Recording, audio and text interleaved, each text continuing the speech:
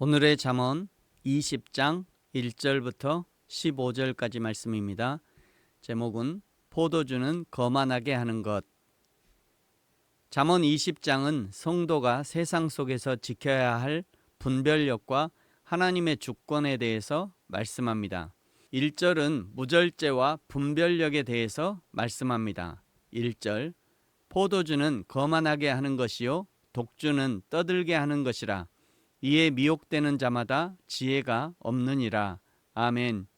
주일에 살핀 요한계시록 17장의 큰 음녀도 음행의 포도주를 마시더니 오늘 1절도 포도주는 거만하게 하는 것이고 독주는 떠들게 하는 것이라고 말씀합니다. 그렇다고 포도주에 특별하게 인간을 거만하게 하는 성분이 있는 것이 아니라 술에 대해서 말씀하시는 거죠. 술이 왜 인간을 거만하게 하는가? 첫째는 술이 분별력과 자제력을 상실시키기 때문입니다. 그래서 술을 먹으면 할 말 못할 말을 가리지 않고 하고 무모한 자신감이 솟구쳐 달려오는 차량을 향해 돌진하게 되는 것이죠. 둘째는 거만한 자의 특성을 투영합니다. 거만한 자는 단순히 잘난 척하는 사람을 넘어 진리를 비웃고 남의 충고를 듣지 않는 자를 뜻합니다. 술에 취하면 사람이 고집스러워지고 주변의 올바른 조언이나 책망을 우습게 여기게 됩니다. 이러한 영적, 도덕적 무감각이 바로 잠언이 경고하는 거만함의 핵심입니다. 세 번째는 허세와 거짓된 자신감입니다. 술은 현실의 결핍을 잊게 하고 마치 자신이 모든 것을 할 수 있는 것처럼 허풍을 떨게 만듭니다. 이 과정에서 나오는 근거 없는 자신감이 타인에게는 오만함과 무례함으로 비치게 되는 거죠.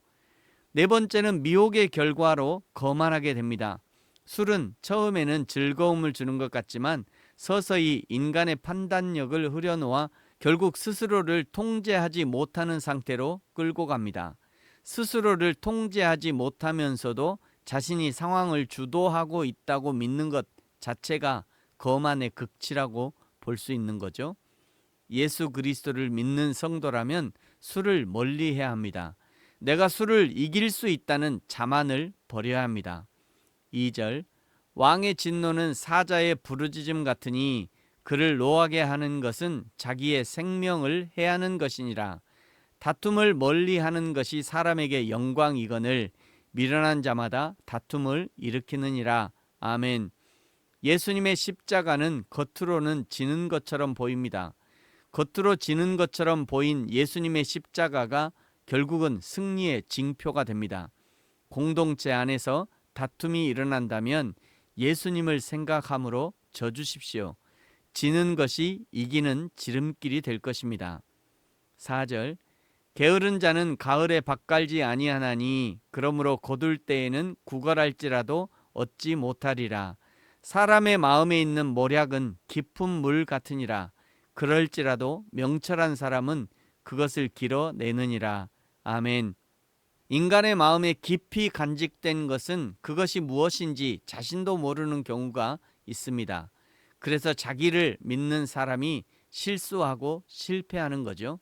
명철한 사람이라면 성령님의 조명을 받아야 합니다. 성령의 조명하심으로 내 마음 깊은 곳에 숨은 동기를 볼 뿐 아니라 성령의 인도하심으로 수정할 수 있어야 하는 것이죠. 6절, 많은 사람이 각기 자기의 인자함을 자랑하나니 충성된 자를 누가 만날 수 있으랴. 온전하게 행하는 자가 의인이라. 그의 후손에게 복이 있느니라. 아멘. 부모가 성령의 진리를 따르는 온전한 행실을 갖는다면 반드시 자녀들이 그것을 보고 배울 것입니다.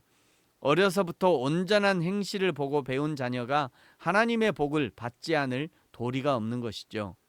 8절, 심판 자리에 앉은 왕은 그의 눈으로 모든 악을 흩어지게 하느니라. 아멘. 고대 근동에서 왕의 가장 중요한 책무는 재판이었습니다.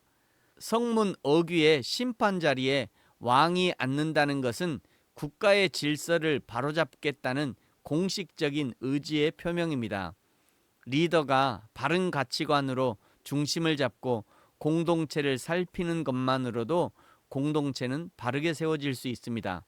그러나 리더의 눈이 사욕에 치우치고 거짓으로 물들어 있으면 그 공동체의 생명은 사그러지는 것이죠.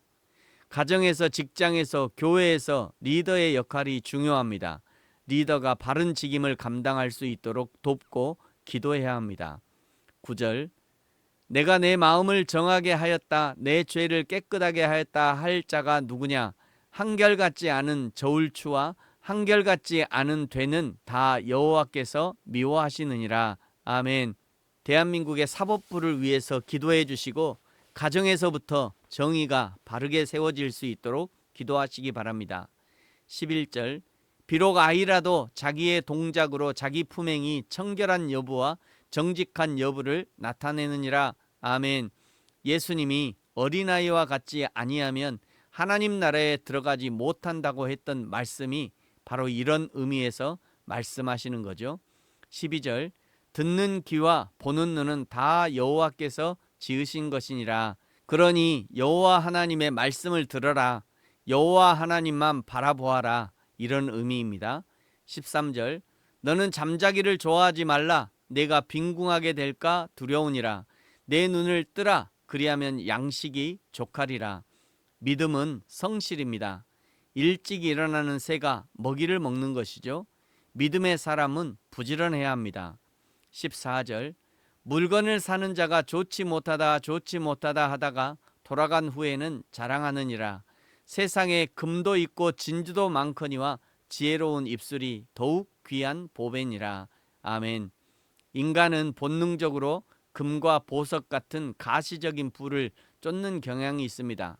그러나 성령의 다스림을 받는 지혜로운 입술은 일시적인 재물을 넘어 영혼을 살리고 공동체를 세우는 영원한 가치를 지니는 참 보석입니다. 지혜로운 입술은 하나님을 인정하고 하나님을 찬양하는 입술이요, 지혜로운 입술은 인간의 약함을 인정하는 입술입니다. 지혜로운 입술은 사람을 살리고 세우는 입술입니다.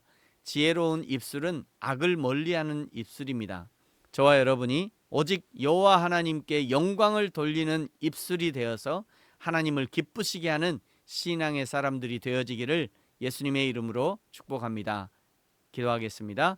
하나님 아버지, 감사합니다. 우리에게 지혜로운 입술을 허락하셔서 내 입술의 고백으로 하나님께 영광을 돌리게 하시고, 내 입술의 고백으로 가정과 교회를 세우게 하시고, 내 입술의 고백으로 우리의 자녀들, 부모님과 이웃을 세워가는 입술이 되게 하여 주옵소서. 감사합니다. 예수님의 이름으로 기도합니다. 아멘. 하늘에 계신 우리 아버지, 아버지의 이름을 거룩하게 하시며 아버지의 나라가 오게 하시며 아버지의 뜻이 하늘에서와 같이 땅에서도 이루어지게 하소서.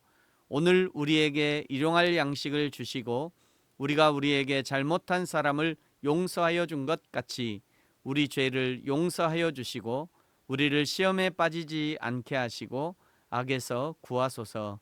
나라와 권능과 영광이 영원히 아버지의 것입니다. 아멘.